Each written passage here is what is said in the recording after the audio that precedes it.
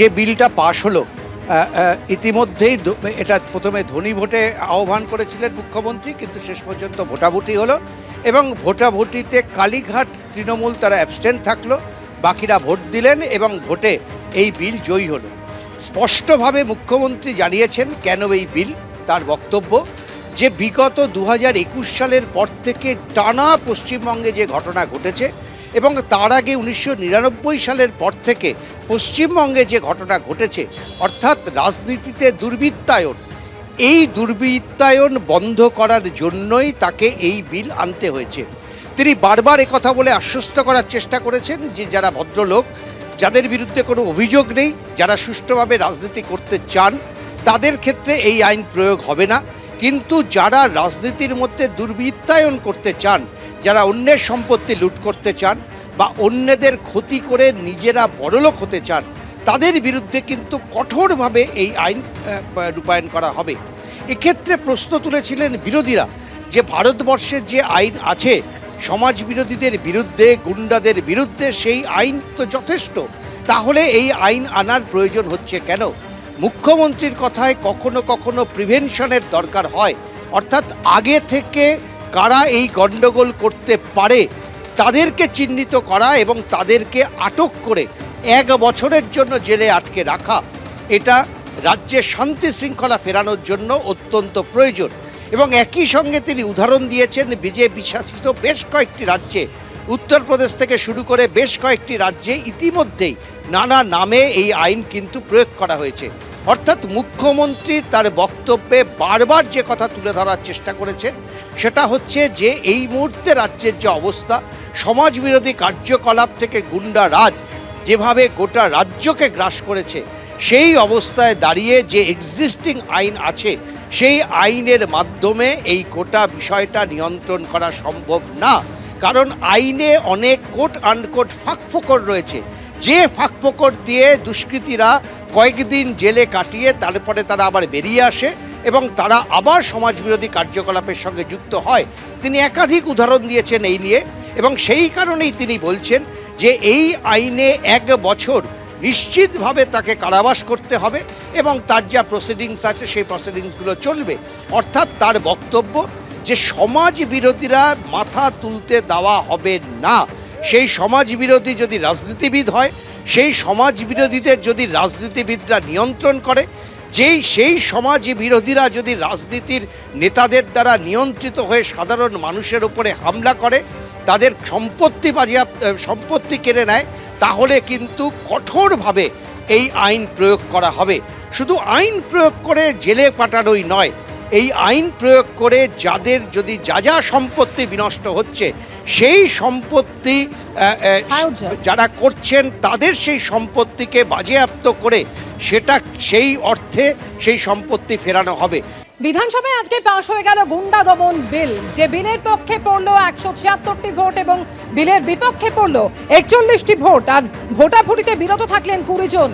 সম্পত্তি নষ্ট করলে গ্রেফতার করা হবে, সম্পত্তি বাজেয়াপ্ত করা হবে, কেউ ছাড় পাবে না। আজকে বিধানসভায় কড়া বার্তা দিলেন মুখ্যমন্ত্রী।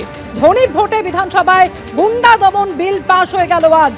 নতুন বিলে অশান্তিতে উস্কানি দিলে গ্রেফতার করা হবে, জেলে যাব, বুক ফুলিয়ে ঘুরবো, আবার ভোট লুট করবো, এটা আর এখন চলবে না।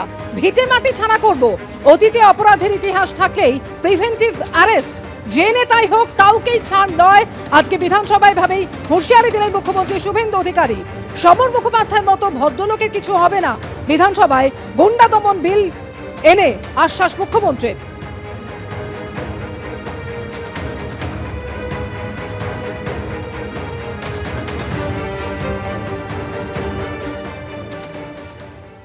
এই লোকগুলো 6 মাস 8 মাস জেলে থাকবে, বেরিয়ে আসবে, আবার বুক ফুলিয়ে ঘুরবে, আবার পঞ্চায়েতে লড়বে, আবার ভোট লুট করবে। এই জিনিস বন্ধ করার জন্যই এই আইন। ভিটা মাটি ছাড়া করব, কোন দণ্ডাবাজের স্থায়ী নেই। আর যে যার পাস রেকর্ড খারাপ থাকবে, যে দলেরই হোক, যে নেতাই হোক, 1 বছর প্রিভেন্টিং অ্যারেস্ট থাকবে। পাস করিয়ে দেন, ভদ্রলোক যারা আছে তাদের উপরে প্রয়োগ হবে না।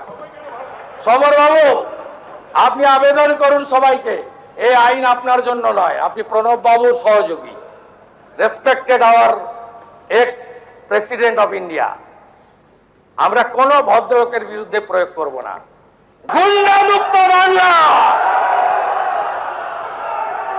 এক টাকা ছাড়া হবে না। কেউ বলছে আমি তৃণমূল, আরেকজন বলছে না ওরা তো ল্যাম্পপোস্ট, তাই আপনাদের এই দশা। সব দলের মধ্যেই কিছু ভদ্রলোক আছে যারা সিনিয়র, যারা কয়েক দশক ধরে রাজনীতি দেখেছেন। রাজনীতিতে দুর্বৃত্তায়ন কখনো কেউ দেখেছেন? আমরা এই ধরনের অধঃপতন দেখিনি। সিপিএম এর আমলে রাজনীতিতে দুর্বৃত্তায়নের আমদানি, সরকার পরিবর্তনের হাওয়াকে আটকানোর জন্য তৈরি হলো সংগঠিত হারমাদ বাহিনী। হারমাদ বাহিনীকে নেতৃত্ব দিলেন লক্ষণ শেঠ, অমিয় বাবুরা। আর কি বললেন মুখ্যমন্ত্রী শুভেন্দু অধিকারী, শুনুন। পলিটিক্সে ক্রিমিনালদের আমদানি হলো সিপিএম এর হাত দিয়ে। 1999 এর আগে এগুলো ছিল না। 2000 সালে পাঁশকুড়া লোকসভা ছিল, যেটার নাম ঘাটাল হয়েছে। সেখানে গুরুদাস দাশগুপ্ত হেরে গেলেন বিক্রম সরকারের কাছে। তারপরেই গেল রব উঠল, সরকার পরিবর্তন হবে 2001। সেই সরকার পরিবর্তনের হাওয়াকে, জনমতকে আটকানোর জন্য তৈরি করা হলো সংগঠিত হারমাদ বাহিনী। সেই হারমাদ বাহিনীকে নেতৃত্ব দিলেন গোঘাটের অভয় বাবু, আরামবাগের মোজাম্মেল বাবু, হলদিয়ার লক্ষণ বাবু, গড়বেতার সুশান্ত বাবু, বাঁকুড়ার অমিয় বাবু। আর নাম বলে বিখ্যাত করতে চাই না, ক্যালেন্ডারে পরিণত হয়েছেন, যদিও ডোমকল থেকে একটা ভদ্রলোক জিতে এসেছে। আজকে সেই কারণে তারা শূন্য। কেউ যদি বাসে আগুন দেয়, সরকারি হাসপাতাল ভাঙে, রেল লাইন নষ্ট করে, দোকানপাট লুট করে, ব্যক্তিগত বাড়িতে হামলা চালায়, তাহলে তাদের আর্থিক সে দায় তাদেরই বহন করতে হবে, সরকারকে নয়। এতদিন কি হতো স্যার? ফৌজদারি মামলা হতো, বছরের পর বছর মামলা চলছে, শেষ পর্যন্ত ক্ষতিগ্রস্ত সরকারি কিংবা বেসরকারি সম্পত্তির ক্ষতির টাকা আমরা দিতাম, সাধারণ মানুষ, আমাদের করের টাকা। অর্থাৎ অপরাধ করত কয়েকজন, কিন্তু মূল্য দিত গোটা সমাজ। এই অন্যায় ব্যবস্থা তো আর চলতে পারে না স্যার। এই বিলে তাই কমিশন গঠনের প্রস্তাব রাখা হয়েছে। এই কমিশন বিচার করবে কত টাকার ক্ষতি হয়েছে, কারা দায়ী এবং কার কাছ থেকে সেই ক্ষতিপূরণ আদায় করা হবে। শুধু যারা হাতে লাঠি নিয়ে ভাঙচুর করেছে তাদেরই নয় স্যার, যারা উস্কানি দিয়েছে, যারা পরিকল্পনা করেছে, যারা অর্থ জুগিয়েছে, যারা আশ্রয় দিয়েছে, প্রয়োজনে তাদের বিরুদ্ধেও আর্থিক দায় নির্ধারণ করা হবে। এবিপি আনন্দ, এগিয়ে থাকে, এগিয়ে রাখে।